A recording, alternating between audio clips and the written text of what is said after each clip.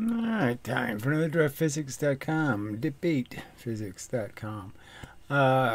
Talk about physics.com. Would it be even an appropriate name, I suppose, but I don't. If I was rich, I would buy all these great names and I'd have great websites and I'd have all kinds of stuff, but I'm not rich. Rich people waste money on crap. So, unfortunately, that's why it's a crappy internet. It's because it gave a bunch of money to assholes who spend it on shit. Anyway, but that's a whole different subject. So there was a reasonable comment. I mean, at least it's physics. It's a question. It's, it's not exactly on the subject, but it's pretty close. Anyway, Gary, what shall happen with momentum and energy of a photon if it gets trapped? See, that's a question. Between perfectly reflective mirrors. And it's the nature of what a reflection is. That's the question. Is it really the same photon coming back? Is it the same energy coming back? And I guess I'll try to explain that it's really not. My head is going nuts if I should accept that every time the photon bounces off the mirror it gives a little push. So I think physics knows that it really don't happen that way, but they just won't admit it. So it says push equals two momentums. So the idea is there physics says something hits, it reflects 100%, and it put 200% momentum into the object, which obviously is free energy, and nobody should think that's a good answer. They should all say, oh, that answer needs work. You really have to show me that, because I don't believe it. Just like I don't believe if a ball bearing is bouncing on a hardened steel anvil 200 times, that with each bounce it's putting the same amount of energy that it has, or twice as much energy as it has, into the anvil. No chance. At the same time, it keeps its E equals HF. So the E equals HF thing is a big question mark for me. Okay, I'm saying it's not really more energy. It's just like the bullet argument. You can do more work if you send all the bullets at once than if you send them one at a time, especially if you want to tip something over. So if you want to tip something over, bullets one at a time, yeah, ain't going to work. Bullets all at once, yeah, it's going to work. You increase the frequency, you increase the effectiveness. So it's not about energy as a concept. It's about circumstances that enable something to be vulnerable to energy delivered a certain way. So it's a certain amount of energy, but it's how you deliver the energy that matters. How can the photon infinitely give a push to the mirrors every time it reflects off and keep its energy at the same time? Well, obviously it doesn't happen. How do you see it? So that's what we'll go into, is how I see it. There's just certain conclusions you can draw. Okay, and again, this is draft physics. Okay, so I'm going to tell you stuff that I think is draft. I mean, I haven't gotten it all perfectly figured out, but it fits as a general theory, as a general statement. There's nothing decisively saying, oh, that can't be true. Okay, and physics is sort of, in my opinion, famous for closing subjects, saying, that they have nail in the coffin evidence, that photons are a wave. Obviously, the two-slit experiment, as I have explained, is nowhere even close to their interpretation of the experiment is nowhere even close to sensibly accurate, let alone in any way complete. Okay. So this just happens to be a helium atom, as I would describe one. So it's basically made out of two neutrons, which are essentially an electron and a proton. And that's really how it should be understood. So that's one of these elemental facts where you can sort of deduce that it really has to be this way. It can't be some other way. So let's say you had something that was actually a proton, some particle that was neutral. You could sort of understand it's not going to be attracted to anything, and it's not going to be repelled by anything. So why would it be in a nucleus? The most intensely, charge-controlled thing you could imagine, so to speak. why would the protons be there? What would compel them to hang around? You know, they're not attracted to anything, not repelled by anything. Why would they be there? So it sort of makes sense to understand that their neutrality is in the concept that they have both the positive element and the negative element. Now, physics says this now, right? So in the last decade, they must have done some kind of experiment, you know, where they decayed neutrons, and they found that when they decay a neutron, they get a proton and an electron, and anti-neutrino. So we'll just forget about the anti-neutrino, right? Too silly. Why would you even mention something that doesn't have any, almost zero energy? And capacity to do work, zero. Okay, anyway. So why even talk about it? But anyway, so you have an electron and a proton. And that's your first idea of the magnetic element, in the sense that you'd have a dipole. So this is your smallest dipole. And you know that you can stack dipoles. And so it all kind of fits together. So obviously, a helium nucleus, okay, just get rid of these things. So, and you basically have 4 protons and 2 electrons. So you could say that these are the neutrons, or electrons and protons, that are close together. They've been compressed, and now they only, you know, they wobble at a close distance from each other. And the added protons, because they haven't been compressed enough, you know, they're still kind of far away, and they're still wobbling a little. And the other thing you have to understand is the protons are probably heavier than the electrons. So the electrons do a lot more swimming in the current, and the protons are more stable. All right, so that's just the importance of this is this thing can keep moving in space, where electrons and protons can't. So if I take a single electron and I throw it, it's going to crash into a proton. It's going to crash into more energy, and it's actually just going to stop, and likely to some extent maybe reverse its direction, right? It can't really undo the fact that it moved into more force. The more force is going to have the opposite reaction of pushing it in the opposite direction. And so it's going to balance. The drag is essentially just reality catching up with it, in the sense that you moved into a new position. The new position means you crashed into more energy than you would have hit if you didn't move, and you have to account for that fact that that's going to give you motion in the opposite direction.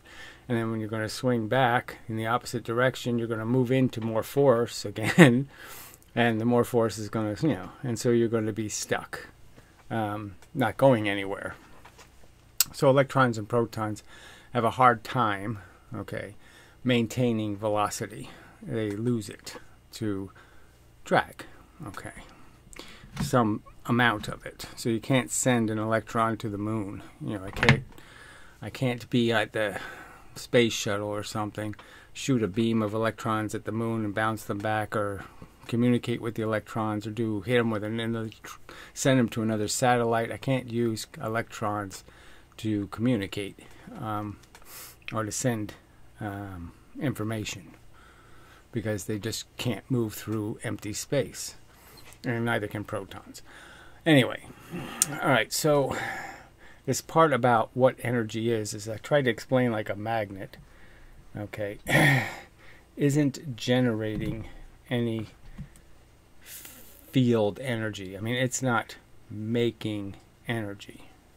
That is the point thing. We got some too much glare, too much light. All right, I'll try to fix that. I don't know exactly what the problem is. All right, back. Yeah, a few hours later. Technical difficulties. Anyway, whatever, doesn't matter. So I was going to use magnetism as an example, just to illustrate the point that anything in space is sort of thermodynamically at some equilibrium. So everything that's going in is coming back out, because we don't see anything that just absorbs energy and gets bigger and bigger and bigger. No black holes, so to speak. And so the argument is kind of simple, is that it goes in one way. Okay, let's just say mixed. in terms of what kind of force is going in, and it comes out with a pattern. So let's just do out on this side. So it comes in sort of randomized. And if it doesn't come in randomized, if it comes in magnetic, well, obviously this is a magnet, so it's going to be able to interpret that signal. But the idea is that because of the magnet's basically just got a bunch of little moving bits in it, little pendulums, you could even argue, and you're going to cancel some of those pendulums and you're going to emphasize and exaggerate some of them. So they're going to be swinging at all kinds of new rates. And the idea is there's a pattern to that rate.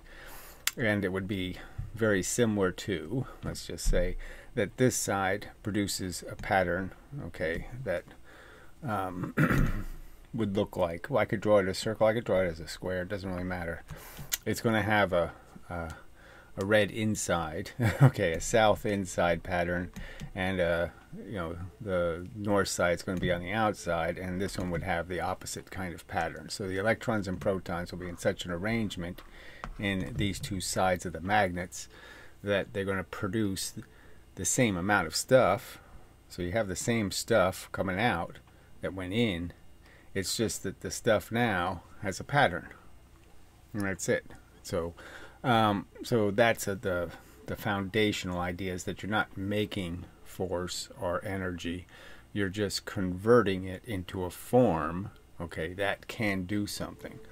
And so with photons, the obvious point I would make is that, like I said with the bullets, you can shoot bullets and they can have very little effect, or you can shoot bullets and they have a lot of effect. So if I shoot them quickly, I'm more likely to cause damage than if I give this, whatever I'm shooting, time to adjust to them. So you can say that you can kind of flood something with energy, and the energy can't move through the system. So it's another thing to understand, is that any energy that comes into some object, it basically has to spread to all the electrons. You can understand that the increased pressure you're applying to these surface electrons has to be spread to these other electrons. And if you don't allow it to spread, well, then you're going to disrupt the atoms. You're going to start breaking their chemical bonds, breaking them apart. So you're going to start moving whole atoms instead of just moving electrons.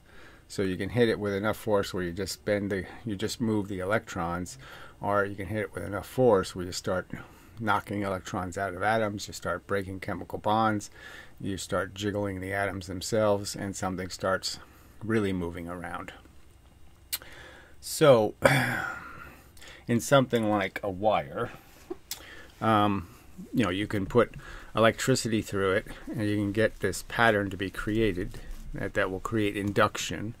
Okay, so you can create enough pattern where the pattern goes through space, lands on the other surface, and causes the same effect. So let's just do some of that. So this is more like induction, not like a LED or something, because the LED actually is disrupting atoms. Okay, that's why they wear out, you know, eventually. You know, it's made to be to a minimum, but it still exists.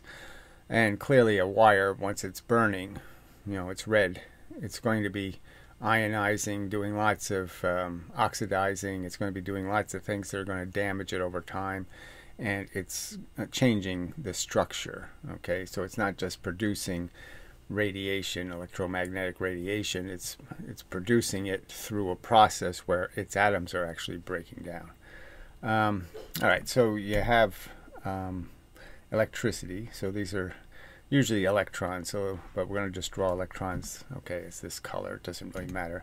And what you're basically doing is just pushing on electrons, right? So you're gonna basically, the atoms are going to have electrons on the surfaces, generally speaking, and they're all going to be in some sort of balanced tension. So you can sort of understand that it's a matrix of electrons in the substance you're hitting, and you're pushing this way. So you're going to push on the electrons this way, which means you're going to basically compress the atoms this way. You're going to move an electron on this side, and you're creating less distance between the electrons that might be opposing that distance. And what basically is going to happen is you're going to squeeze the atoms. You're pushing this way, and what you're going to do is push electrons out this way. And so they're going to go in and out of the surface as you're pushing this way. The signal is going to be transmitted perpendicular to that because of the way the electrons are all connected to each other. And so what you're basically doing is just doing this. Okay, you're taking an electron, pushing it into the field of force, and you're going to compress, okay, a force that had that kind of distance, you're going to compress it into this. So when there was force in all of this space, you now put all the force in this space and now have this empty space here. And that's the signal of a photon, is the idea that you've compressed the space in which the force is in because you did this and then you did this. And when you did this, there was no reflections. So you can get the idea that you're doubling you're condensing the distance between the bits this way, and then you're expanding the distance going this way because it's not going to reflect. All right, and then the receiving side is going to do basically the same thing. It's going to receive the photon, and so understand that when you send the electricity in, the first photon leaves, okay, and it's some distance away, and then the second one, okay, the second electron pushes, and so that compression is here, and then the third one, let's say, is here. So this is how it is in space. So basically a photon is an element of force, okay, that has two patterns in it. It has this frequency between the events that's caused by the thickness. How big the atoms are will essentially decide how much time it takes for you to get a different electron to move. The distance between these electrons, basically at the speed of electricity through the wire, which is almost the speed of light, will dictate how far apart those events are. Okay, and the same is true for this. So the polarization, the distance this way between the bits and the distance between them frequency-wise is going to be proportional, let's just say. And so you could blame either one for creating a color, okay. But obviously the two of them are always going to be proportional, so it doesn't really matter how you look at that part of it. All right, so that's the emitting end. So a photon is stuff in space that would have existed anyway, and all you've done is changed its arrangement. So you had stuff that was in space, and all you did was take that stuff and arrange it. All right, so that's all you did. You just made a pattern out of it. And what I'm explicitly arguing is the pattern has this kind of shape to it. So the bits are moving this way at the speed of light, and they have a distance between them, a polarization. Okay, and now that hits a surface, and what it does when it hits the surface is it basically is going to duplicate the electricity that would have created, that can create a photon. And so it's basically just going to land on the surface in order. So it's going to push an electron again. All right, so we're just going to do the opposite effect, right? We have electrons this way, and we're going to push this way, which means we're going to force the electrons here to move. And the idea is a higher frequency, like ultraviolet, hitting, say, a metal, okay, will push here. This electron will move, and before it can go back, right, before the energy that's now moving this way conveyed in the electrons, before it can go back to its normal position, that is stop and move backwards, it's still going this way. So it's a different electron. This electron pushed on this electron, which pushed on this electron. Now this electron is moving, and now this one arrives here, pushes this one, and causes this one to move even faster. And then this one causes it to move even faster. So it starts off, with that velocity, then it gets that velocity, and then it finally gets this velocity. And this is enough velocity to cause first electricity, so you don't need as high a frequency to create the electrical event of increasing the velocity, because that's all you need for you to create a voltage. And the opposite effect, the other effect, which is you actually give it enough velocity to shoot the electron out of the surface. And that's the photoelectric effect. All right. So now we'll try to get to mirrors. We have some idea. So it's all electrons, because electrons are lighter than protons, and they are on the outside of atoms, and they're spread apart. Let's just argue. They're the barrier to a surface. All right, so a mirror, okay, which now this subject is very draft, but this concept comes up a lot in a lot of subjects. So, you know, interferometers, you know, the whole LIGO thing, and, you know, this whole idea of what is really happening when you hit energy on a mirror. So my argument is that you're not hitting the mirror with more force. You're just hitting the mirror with force that has, you know, patterns in it, colors and things in it already.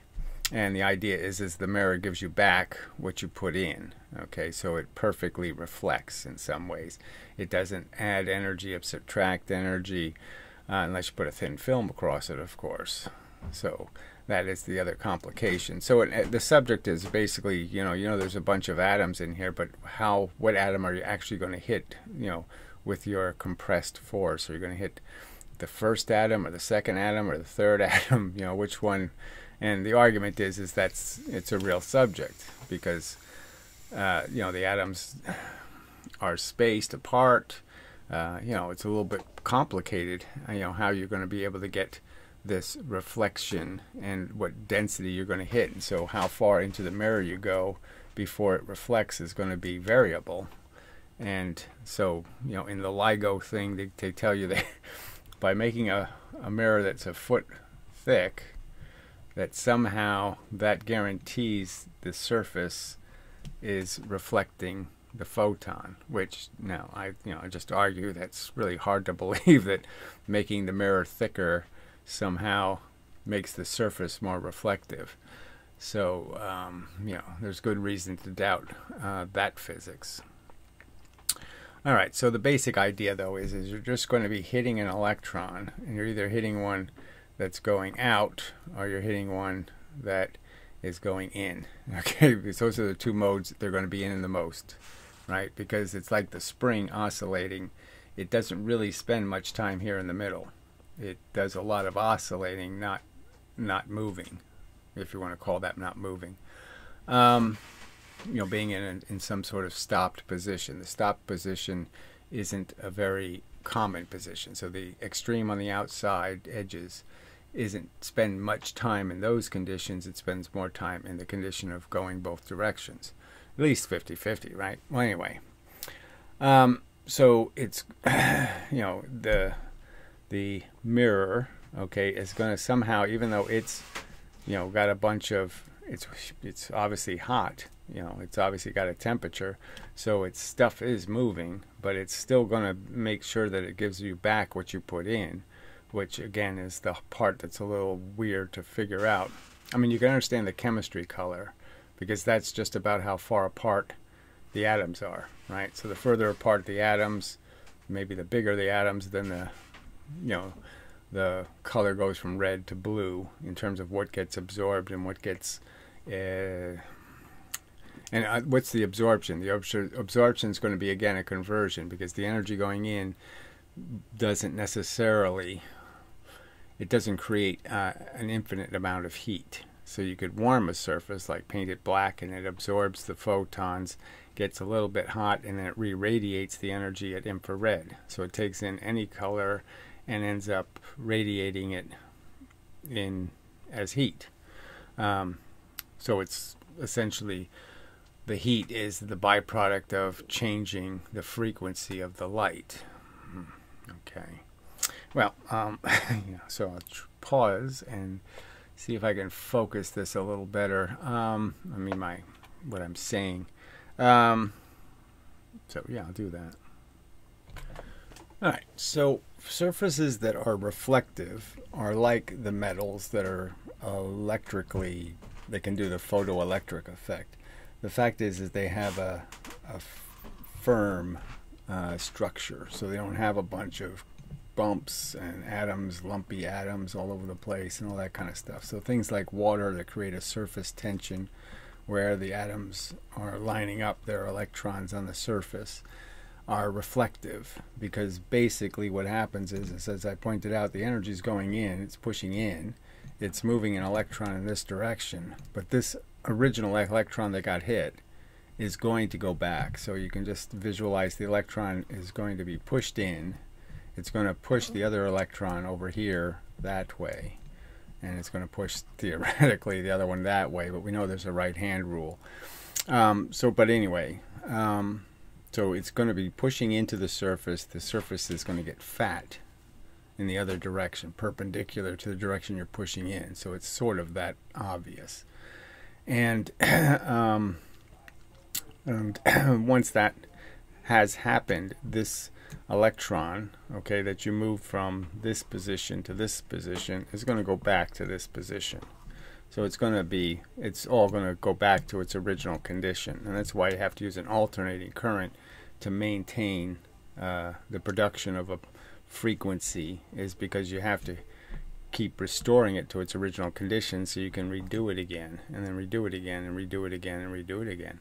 So the idea is that it's once the energy comes in, it causes an effect, and then there's a delay, and then it just goes back out again. So it just does the opposite again. So it's going to create the same pattern that came in, it's going to come back out, because the same motion or force that it gave pushing it is the same motion it's going to get back. So it's the same idea. If you push the pendulum, you're going to get back exactly how much energy you put into it. So the amount of energy you poked it with is the same energy you're going to get back in this backswing. So it's that same idea, is you're going to get back what you put in, because you're hitting a surface that has a lot of tension, okay, and it's very flat in terms of the alignment of the electrons and protons is smooth. So you have to polish a metal to get it to be reflective, and water just happens to do it very conveniently for you. But like glass also has to be, to some extent, it's if you reshape the glass, you have to polish it to get it to be a mirror finish. So everything has to be very flat. You can't have a bunch of funny angled surfaces that'll cause the photons to diffract in all kinds of directions. That also might be, boy, that just stays all dirty, doesn't it? Fix that. Alright, so I'll just make some simple points. So you can sort of understand that surfaces that have very different chemistry, like different atoms are on a surface, that they're going to keep reflecting differently, because you're poking into not even a surface that's irregular, that is, it's not smooth, so there's all kinds of places for the photons to bounce. I mean, to make something really black, the idea is you make the surface very lumpy, and the fact is the photon goes in and basically gets trapped, okay, inside the surface in reflections that aren't in the stuff, so you end up having energy going in all kinds of, pressure going in all kinds of directions and creating a bunch of noise. But the basic idea is that you can't, the pressure going into the surface is mooted by the fact that these atoms are rigid enough in terms of how the electrons are arranged that this motion can't happen without this motion happening. And when you have all these different atoms, yes, you get more depth to how far the pressure goes in, rather than the pressure getting converted to sideways pressure because of the arrangement. And you could say that if you hit a metal with a high enough density of photons, that is, you would hit a surface electron, move it, and then it gets hit again while it's still pushing this electron, then you can understand it's going to push into this electron this way, and you're going to end up moving the energy in that direction instead of sideways. So the reflection happens because the energy so the energy is coming in this side, and what I'm arguing is with these mirror surfaces, it ends up going sideways, Okay, so the object really never feels the pressure, because the pressure gets converted from energy going this way into energy going that way. So that's the simple enough argument. And then once it's going that way, it's going to inevitably go back out this way, because you've displaced an electron in, and just like the Earth pushing you back from gravity, this electron is going to move back out. Something has to move back out. And so you end up just turning the energy essentially, okay, back out.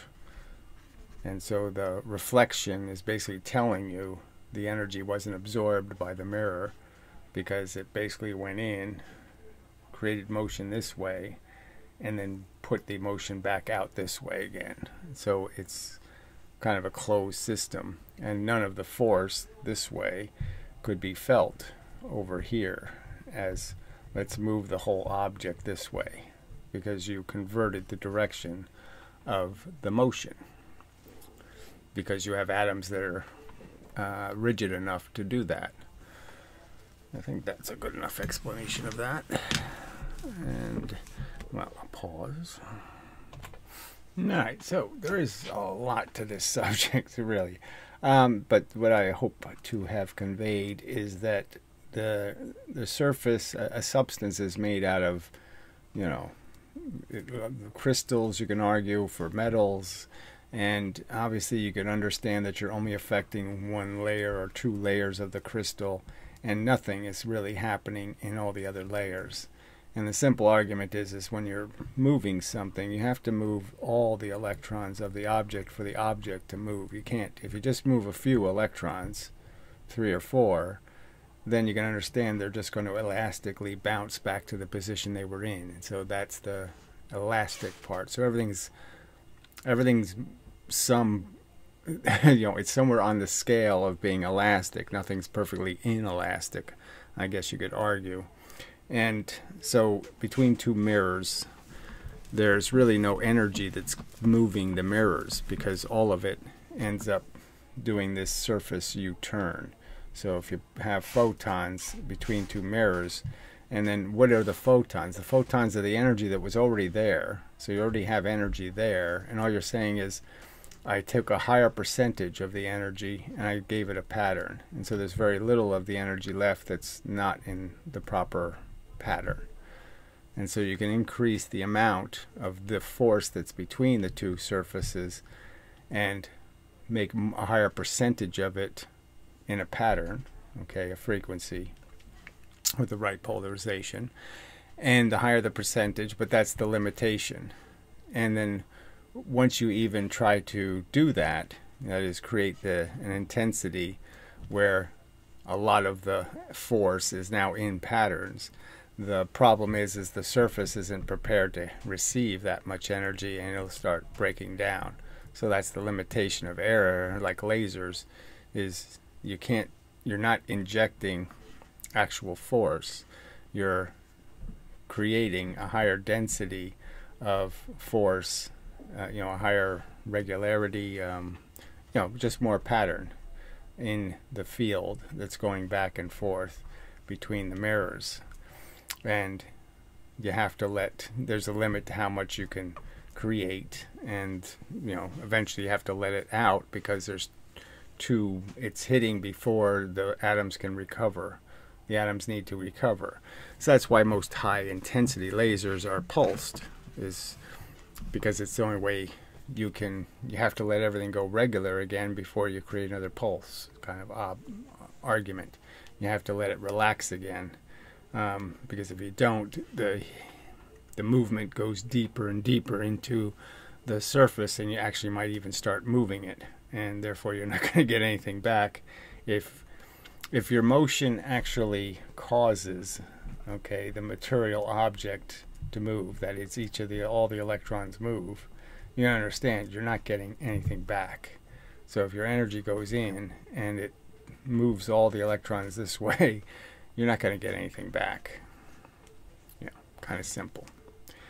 So maybe that's enough for this video, just to explain that yeah, obviously there's no doubling of the energy going into the object, and what seems to me, kind of obvious, is you can just basically understand that there is a layer, like with water, that you hit. The energy goes this way and this way, and the fact is that it's going to elastically throw the energy back again. You're just going to get the U-turn. So for every push in, you push an electron, and especially at angles, right? So you push the electrons this way, you know, it's kind of understandable that you're putting energy in this way, and that would end up causing energy to come out this way, you know, because you're pushing pressure into the atomic surface this way, and it's going to essentially rotate and come out the other side. So it's kind of like light being reflected and then creating a rainbow or something. You can really understand that it's just going to be based on the momentum you're giving the electrons, and how that momentum is going to be interpreted by the other electrons and how they're going to be able to react to it. So all of that is understandable. And so in some respects, like, you know, if you're going to hit an electron directly, you could argue that you're going to get back the same force bit as the force bit you put in, because you're going to have the motion of the electron is going to be straight in and straight out. And any other angle of the motion, you know, the light coming in, is going to be some other bit of force that you're going to be pushing out. Okay. And that other piece will be doing something else some other time. So it's all time dependent and such.